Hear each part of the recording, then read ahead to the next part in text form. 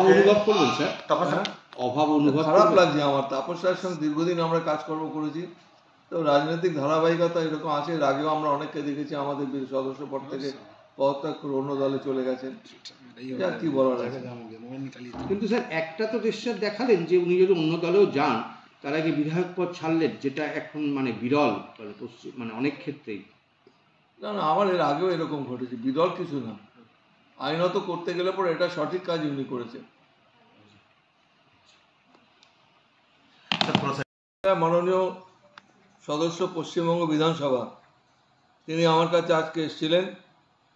একটা resignation letter তিনি আমার অফিসে জমা দিয়েছেন। সে resignation letter is under my examination. আমি কালকে এটাতে অর্ডার পাস করে দেবো। মানে এখনো গ্রহণ করা হলে এটা বলা যাবে না। Naturally it is under my examination.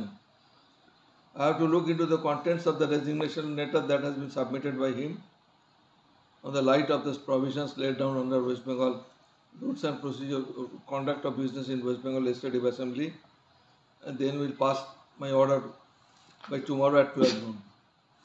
And I have directed my office to send a notice to Taposh Rai to appear at 12 noon by tomorrow. আলোচনা করব না, I will not discuss this matter because it's a legal matter. I on the perspective of legality involved in the letter of resignation আমাকে order দিতে হবে। না না, আমি বলছি স্যার নিয়মটা কি? আমি নিয়ম যা আছে নিয়মটা আমি ফলো করবো। যখন আমি অর্ডার দেবো তখন আপনারা দেখে নেবেন। কালকে 12টার সময় স্যার আজ তাপস রায় ইস্তফা দিলাম যে ইদানিং কালে আমার মনে হচ্ছিল না যে আমার কোনো প্রয়োজন আছে এই দলে। প্লাস যে সিচুয়েশন অ্যারাইজড আউট অফ এই প্রতিদিন যে দুর্নীতি দুর্নীতি দুর্নীতি এবং একটি শব্দ বিধানসভার ভেতরে বাইরে বা যেখানে গেছি সেখানে দুটো মিছিলের সামনে পড়েছিলাম গাড়ি নিয়ে, সেখানে সেই পরিস্থিতি আমাকে বড় নাড়া দিয়েছে। তারপরে সন্দেশখালির ঘটনা, এই সমস্ত রয়েছে, এগুলো আমাকে দীর্ঘদিন ধরে নাড়া দিয়েছে। আর আমার বাড়িতে 12ই জানুয়ারি দলের লোকজন তারা একটি ইডিকে পাঠিয়ে দিয়েছিলেন এবং আজকে 52 দিন সেটা। এই 52 দিনের মধ্যে দল আমার পাশে দাঁড়ায়নি, কেউ আসেনি। যদিও আমি ইন্ডেটেড to all the political parties for political fraternity, যে সমস্ত রাজনৈতিক দলের নেতা এবং মুখপাত্ররা ওই দিনের যখন ঘটনা চলছে, ইডি রেড চলছে, তারা সকলেই আমার হয়ে বলেছিলেন। কিন্তু আমার দলের তরফ থেকে আমি জানি না কোনো অজানা রিজন যে কেউই, ইনক্লুডিং আমার পুরনো দলের সুপ্রিমো অনারেবল সিএম, আজ 52 দিন পর্যন্ত তিনি একটা ডেকে নেওয়া, আমাকে ফোন করা বা আমার মিসেস বা মেয়েকে কনসোল করা, ওরা তো ট্রমাটাইজড হয়েছিল। তো সুতরাং এই সব মিলিয়ে আমি মনে করলাম যে আমার আর যাই হোক, যে তৃণমূল কংগ্রেস আমার জন্যে নয়, এখানে আমার থাকা উচিত নয়। আর যেখানেই ডিগ করছে সেখানেই দুর্নীতি, যেখানেই ডিগ করছে সেখানেই দুর্নীতি।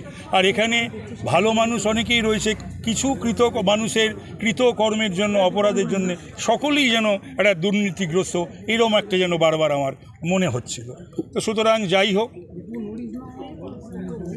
আমি বেশ কিছুদিন ধরে আমি কোনো যোগাযোগও রাখছিলাম না কনস্টিটিউয়েন্সির সঙ্গে, দলীয় বা বিধানসভা সমস্ত কিছু, সকলেই সেগুলো বোধহয় হয়তো আপনারা জানেন।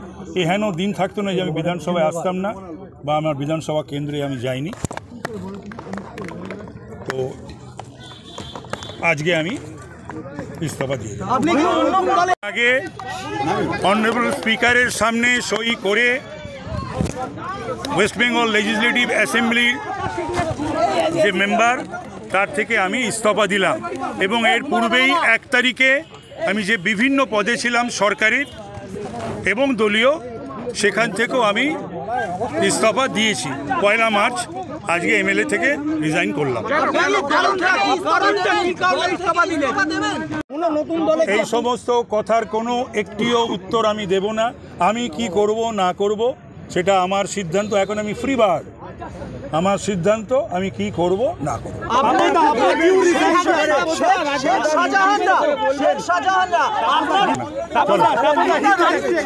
ডিজিটাল খবরিলাল, খবর আপনাদের, নজর আমাদের।